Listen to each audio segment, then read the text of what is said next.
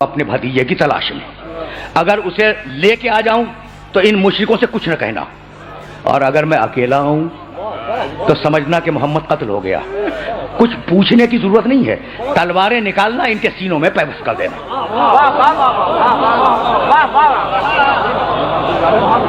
کن کے سینوں میں؟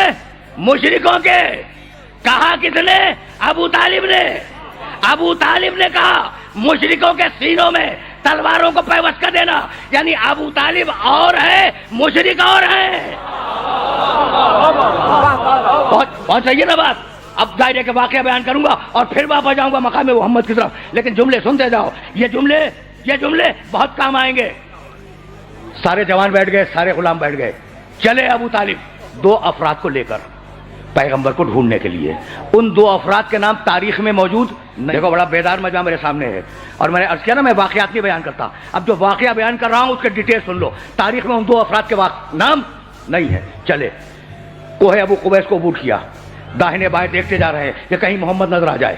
کوہ ابو قبیس سے نیچے اترے، سرزمین بطحا کو عبور کیا، سرزمین بطحا کے بعد پھر ایک پہاڑ پہ چڑھے، محمد کو داہنے بائیں دیکھا موجود نہیں ہے، سرزمین بطحا سے نیچے اترے تو دیکھا ایک مسطح پہاڑ پر محمد نماز پڑھا رہے ہیں، ان کے پیچھے علی نماز پڑھ رہے ہیں۔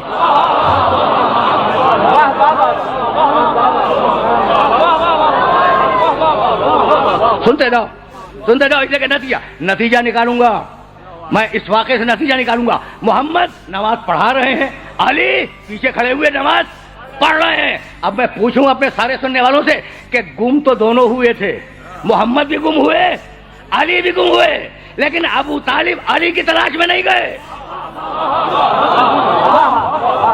یہ ہے حفاظت رسالت، سمجھ رہے ہو بات کو؟ علی کی تلاش میں نہیں گئے تھے، تلاش میں گئے تھے محمد کی۔ کھڑے رہے جب تک رسول نماز پڑھتے رہے، ابو طالب کھڑے رہے اپنے 2 ساتھیوں کے ساتھ۔ ادھر رسول کی نماز تمام ہوئی اور ادھر ابو طالب دوڑتے ہوئے محمد کے پاس گئے اور ہاتھ تھاما، اور ہاتھ تھامنے کے بعد کہا بھتیجے تو جانتا ہے کہ اگر آج تو نہ ملتا تو میں مشرکوں کا حشر کیا کرتا؟ کہا چچا نہیں معلوم۔ کہا روئے زمین کے ایک ایک مشرک کو چن کر ہلاک کر دیتا۔ سنے جاؤ اس لیے کہ یہ واقعہ تمہیں نتیجہ دے گا۔ روئے زمین کے، مکے کے نہیں، روئے زمین کے ایک ایک مشرک کو چن کر میں ہلاک کر دیتا۔ ابھی ابو طالب اور رسول کی باتیں ہو رہی ہیں۔ اچھا چھوٹا بچہ بھی تو ساتھ ہے نا علی؟ وہ جو 2 افراد گئے تھے انہوں نے علی کو اپنے قریب بلا لیا۔ دیکھو تم اپنے شہر میں بھی جب کسی چھوٹے بچے سے بات کرتے ہو تو اس کے لیول پہ اتر کے بات کرتے ہو، ہے نا؟ بچوں جیسی باتیں۔ اب انہوں نے علی کو بچہ سمجھا، کہا میاں ذرا قریب آنا۔ علی قریب آ گئے، کہا یہ تم کیا کر رہے تھے؟ رسول کے پیچھے نماز پڑھ رہے تھے نا۔ کہا علی یہ تم کیا کر رہے تھے؟ جانتے ہو بچے نے جواب کیا دیا؟ کہنے لگا، بچہ کہنے لگا میں وہ کر رہا تھا جو میرا رسول کر رہا تھا،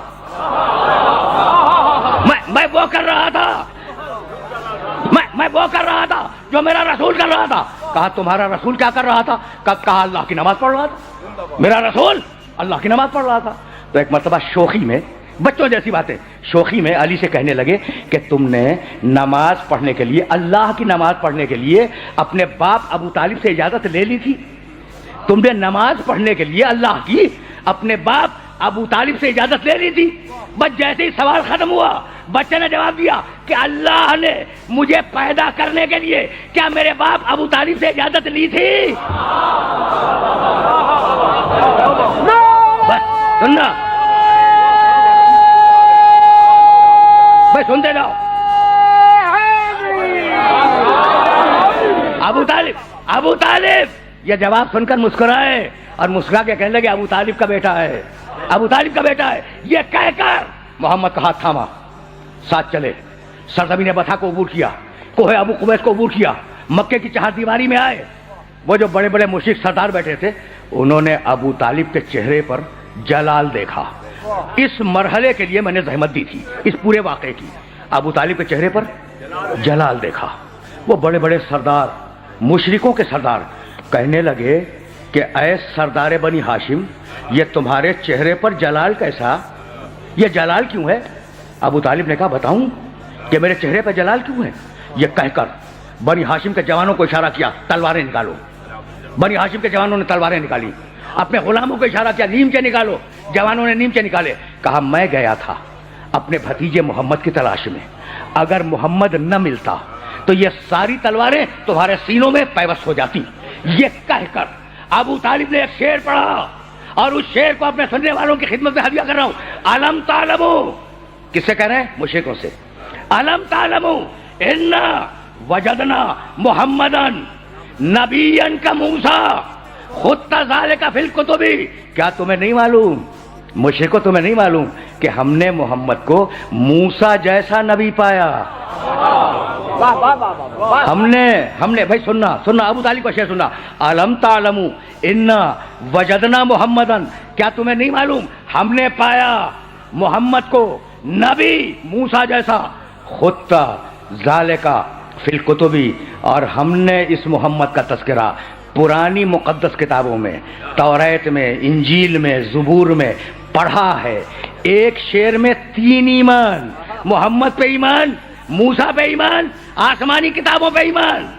بھائی بہت توجہ رہے بھائی, یہی لانا تھا سارے سننے والوں کو. ابو طالب نے کہا الم تعلموا, پھر سننا, الم تعلموا انا وجدنا محمدن نبیا کموسیٰ. ابو طالب نے کہا محمد موسیٰ جیسا نبی, محمد موسیٰ جیسا نبی. اب جملہ سنو گے اور اگر جملے کو یاد رکھ سکو تو یاد رکھنا.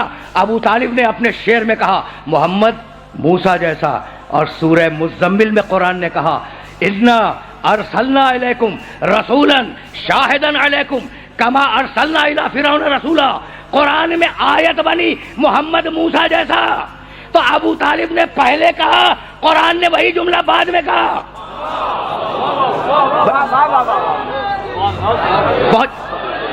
پہنچ رہی ہے بات, روکوں گا نہیں اس لیے کہ مجھے واپس جانا ہے. اور اب سننا ابو طالب نے کہا محمد موسیٰ جیسا. قرآن میں سورہ مزمل میں آیت بنی محمد موسیٰ جیسا.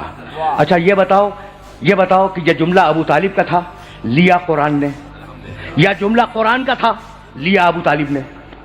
بہت پڑھا لکھا مجمع میرے سامنے ہے اور اس کے سامنے ایک سوال پیدا کرنا چاہ رہا ہوں میں. ابو طالب نے کہا محمد موسیٰ جیسا, قرآن میں یہی آیت بنی محمد موسیٰ جیسا.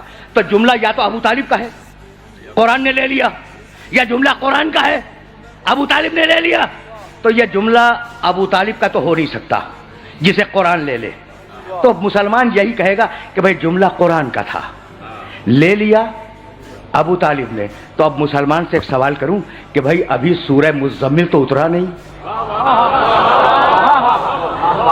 پہنچ گئی بات میرے محترم سننے والوں تک.